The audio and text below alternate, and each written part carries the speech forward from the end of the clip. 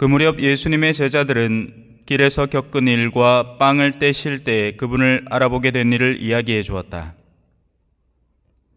그들이 이러한 이야기를 하고 있을 때 예수님께서 그들 가운데 서시어 평화가 너희와 함께 하고 그들에게 말씀하셨다. 그들은 너무나 무섭고 두려워 유령을 보는 줄로 생각하였다. 그러자 예수님께서 그들에게 이르셨다. 왜 놀라느냐? 어찌하여 너희 마음에 여러 가지 의혹이 있느냐? 내 손과 발을 보아라. 바로 나다. 나를 만져보아라. 유령은 살과 뼈가 없지만 나는 너희도 보다시피 살과 뼈가 있다. 이렇게 말씀하시고 나서 그들에게 손과 발을 보여주셨다. 그들은 너무 기쁜 나머지 아직도 믿지 못하고 놀라워하는데 예수님께서 그들에게 여기에 먹을 것이 좀 있느냐 하고 물으셨다. 그들이 구운 물고기 한 토막을 드리자 예수님께서는 그것을 받아 그들 앞에서 잡수셨다. 그리고 그들에게 이르셨다. 내가 전에 너희와 함께 있을 때 말한 것처럼 나에 관하여 모세의 율법과 예언서와 시편에 기록된 모든 것이 다 이루어져야 한다. 그때 예수님께서는 그들의 마음을 여시어 성경을 깨닫게 해주셨다. 이어서 그들에게 이르셨다. 성경에 기록된 대로 그리스도는 고난을 겪고 사흘 만에 죽은 이들 가운데서 다시 살아나야 한다. 그리고 예루살렘에서부터 시작하여 죄의 용서를 위한 회개가 그의 이름으로 모든 민족들에게 선포되어야 한다. 너희는 이 일의 증인이다. 주님의 말씀입니다.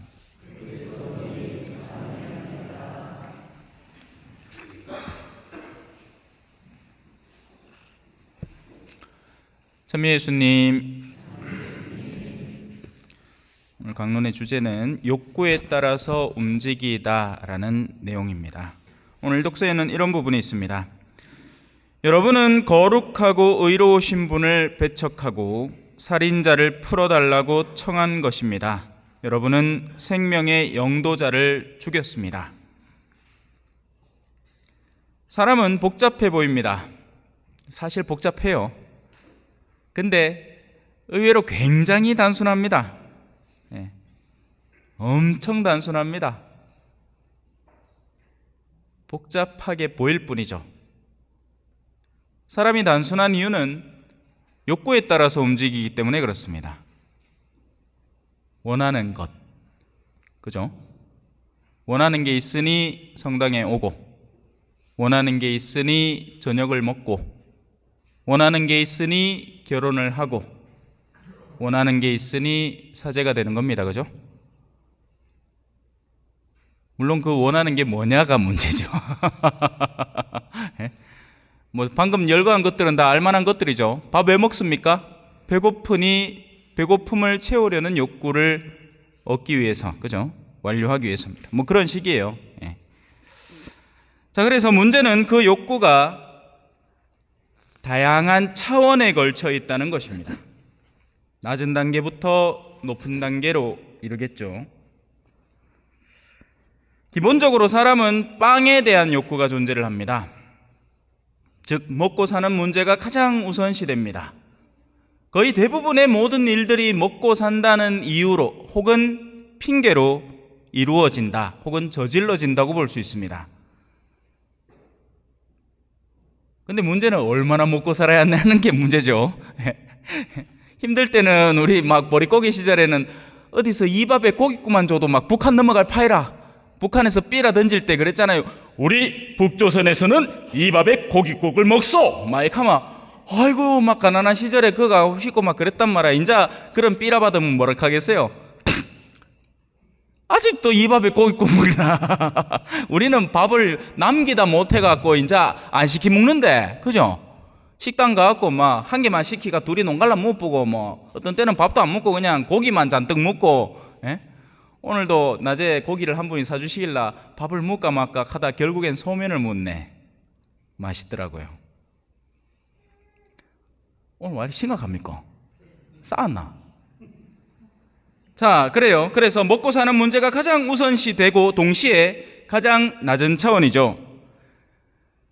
예수님은 이제 공생활을 시작하시면서 광야에 성령의 인도를 받아서 가십니다. 그죠? 그리고 사탄으로부터 유혹을 받는데 첫 번째 유혹이 뭐였습니까? 당신이 하느님의 아들이거든 이 돌더러 빵이 되라고 해보시오. 40일을 굶었으니까 배가 오죽 고프겠냔 말이죠.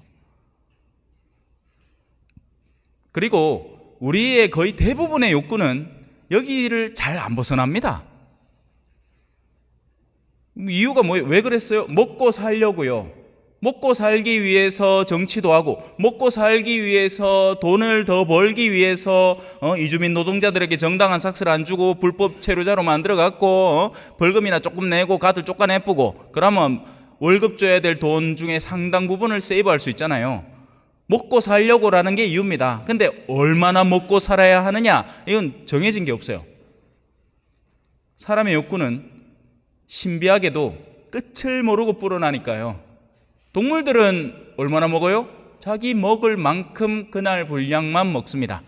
사자가 어디 한 마리 잡아 죽이고 그러고 나서 또 심심하게 옆불떼기에 아이고 자는 내일 모레 먹어야지 하고는 잡아 죽이갖고 또 보관해 놓고 이런 거 없단 말이에요. 그날 먹고 한숨 푹 때리고 그 다음날 다시 배고프면 이제 눈에 도끼가 서려갖고 먹을 걸 찾으러 댕기겠지.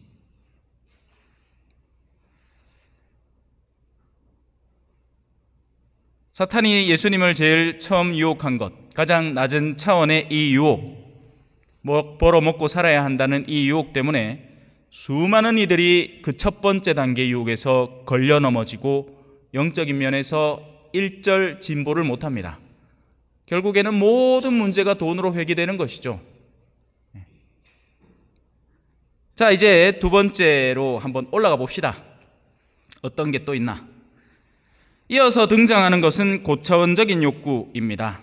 인간의 욕구 가운데에서도 가장 낮은 단계에 우리의 육체의 쾌락을 채우는 욕구, 우리의 육체의 먹고 삶을 해결하는 욕구에서 이제 조금 올라오면 어떤 문제가 벌어지느냐? 명예와 관련된 자아실현의 욕구가 뒤이어 따라옵니다. 인정받고 사랑받고 싶은 욕구라고도 표현할 수 있습니다. 물론 사람들에게서죠. 사람들에게서. 그래서 어떤 때는 사람이 배를 골아도 뭔가 인정받기 위한 데 소요되는 것이라면 갑니다. 그런데 득화된 사람들이 있어요. 명예와 권력을 위해서 움직이는 사람들이죠. 그리고 또 특히나 이런 이제 어르신들 가운데에서는 자신의 명예가 실추되는 것을 죽는 것보다 싫어하는 사람도 있습니다. 그런 사람들의 자존심을 잘못 건드렸다가는 평생을 두고 누군가를 원망합니다. 남은 자기의 마지막 숨을 끝까지 쥐어짜면서까지 누군가를 원망하기 시작해요. 슬픈 거죠. 물론 먹고 사는데 욕구보다는 조금 높아졌지만 결국 그걸로 죄를 짓는다는 거 똑같으니까요. 그래요. 특히나 이제 연예인들 같은 경우에 그렇죠. 그 사람들이 돈이 없어 죽겠습니까? 아니에요. 자기가 간직해오던 사회적인 이 명망이 일순간 나락으로 떨어지고 나면 어떻게 합니까? 자살하는 겁니다. 다른 희망이 안 보이니까요. 자기가 지금까지 구축해 놓은 게 그건데 돈은 없어도 돼. 사람들로부터 인정받고 사랑받는 걸 즐겼는데 이제 그게 없어지니 죽어야지 뭐. 당연한 결과인 거예요. 그들은 그 이상을 넘어서지를 못하니까요. 다른 걸 소개받지 못한 겁니다. 다른 욕구를 가져본 적이 없는 거예요. 자, 이제 그래서 악마가 예수님더러 성전 꼭대기에 딱 데리고 왔고 한 띠내리 보지를 어이? 네 하느님의 아들라며 그러면 성경이 좋기때 천사들이 손으로 떠받쳐 줄 기다. 그러니까 다른 사람들이 다 쳐다보는 그 성전의 꼭대기에서 보란듯이 쫙 스카이다이빙을 쫙 해가 천사들이 손으로 탁 떠받들어주면 주변의 사람들이 다 화들짝 놀라가지고 어머나 저게 누구신가? 하늘로부터 내려오는 메시아가 아니신가? 하고 깜짝 놀랄 게 아니요. 그런 인기를 한번 갈구해봐. 만끽해보라고 하고 꼬시는 거죠. 꼬신발이 참 똑똑하죠. 지금 우리의 내면 속에 이미 작용하고 있는 겁니다. 거의 대부분은 1단계에서 걸려 넘어지고 있다고 얘기했죠. 그 이상을 나아가지를 못합니다. 하지만 조금 나아간다면 이제 또 세속의 권력과 명예욕에 사로잡혀서 그걸 더 이상 벗어나지 못하는 걸 볼 수 있죠. 얼마 전에 총선이 있었잖아요. 얼마나 많은 연세 지긋한 분들이 또 한 판 뛰보겠다고 그 난리를 피웁니까? 얼마 전에도 왜 뭐 이 근처에 왜 지방 뭐 의원 선거 이런 거 있잖아요. 그때도 뭐 들리는 얘기 이렇게 곁다리로 들어보면 막 그걸 위해서 몇 억을 쓴다느니 그 한때 그 자기의 명예를 위해서, 그죠? 다 거기서 놀고 노는 거예요. 그리고 또 그렇게 되면 또 이런 쪽은 어떻습니까? 커미션이 다 들어오죠. 쏠쏠한 겁니다. 결국 또 돈하고 다시 연계되는 거예요. 고차원적으로 보이지만 결국엔 또 돈인 겁니다. 자, 이제 마지막 한 개 남았습니다. 나가서 악마는 나한테 무릎만 꿇어라. 그러면 세상의 모든 것이 다 나한테 허용되어 있으니까 다 줄게.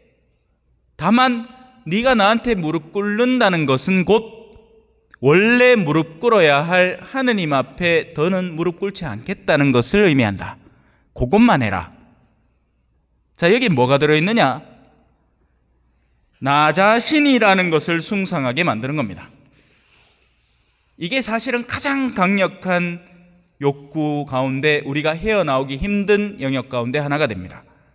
나 자신에 대한 숭상.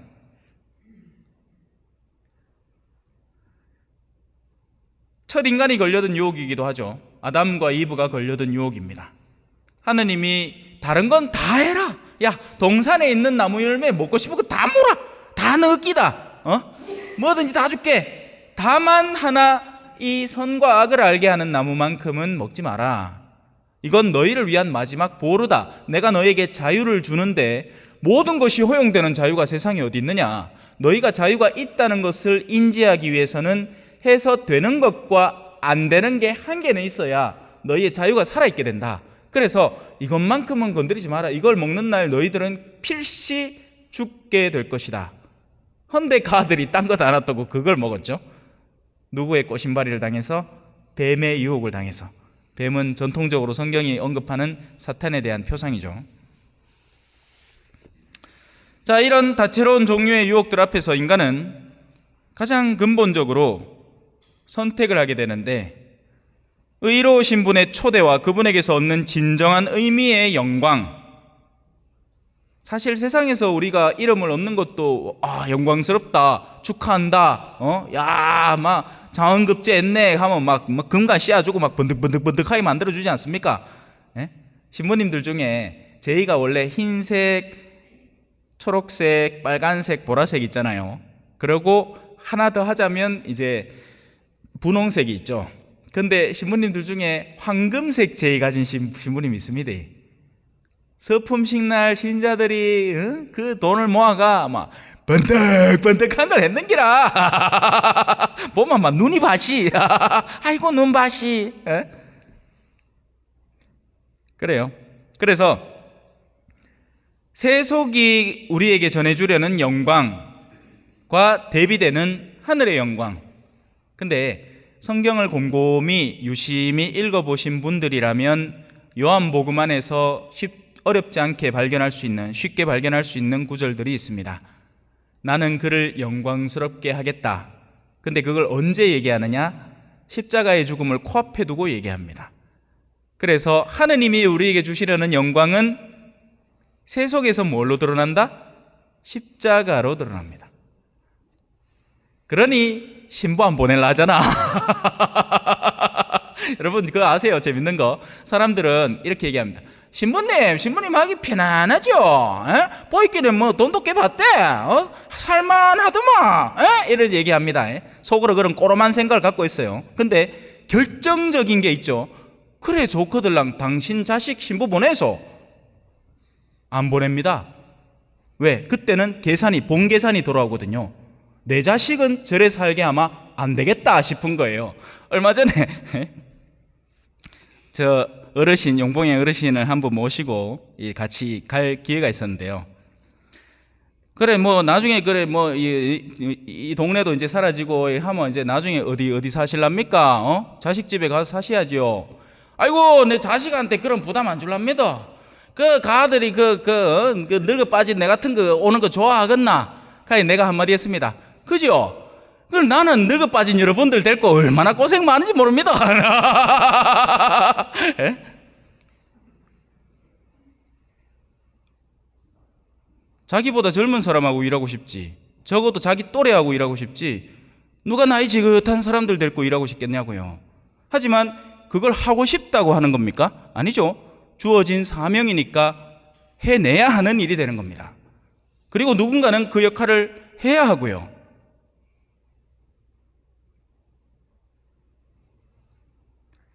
왜?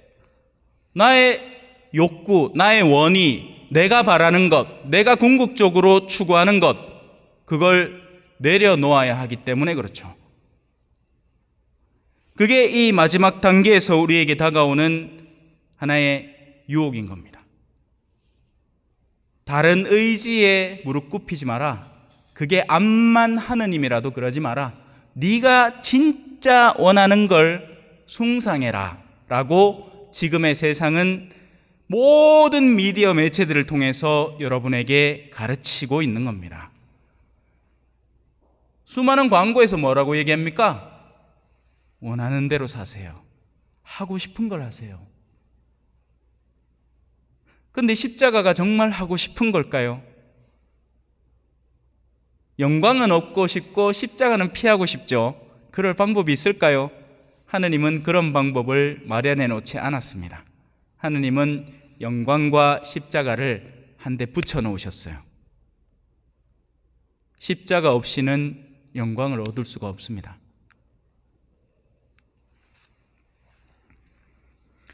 그래서 인간은 최종적으로 그 마지막 유혹 앞에 굴복하게 될 때 그분에게서 얻는 영광을 거부하게 되고 최종적으로는 하느님을 거부하게 되는 겁니다. 현대사회가 전력을 다해서 노력하고 있는 바죠. 모든 학교에, 가톨릭 학교에 붙어있던 십자가를 싹 다 치워버리고 이미 유럽에는 상당 부분 진척이 되었고요. 지금 오늘날 우리 한국에서도 전에는 가톨릭에서 순수 운영하던 모든 영역들 속에 나라의 자본이 들어오면서 이제 가톨릭적 정신을 이행하지 못하게 됐습니다. 재밌죠?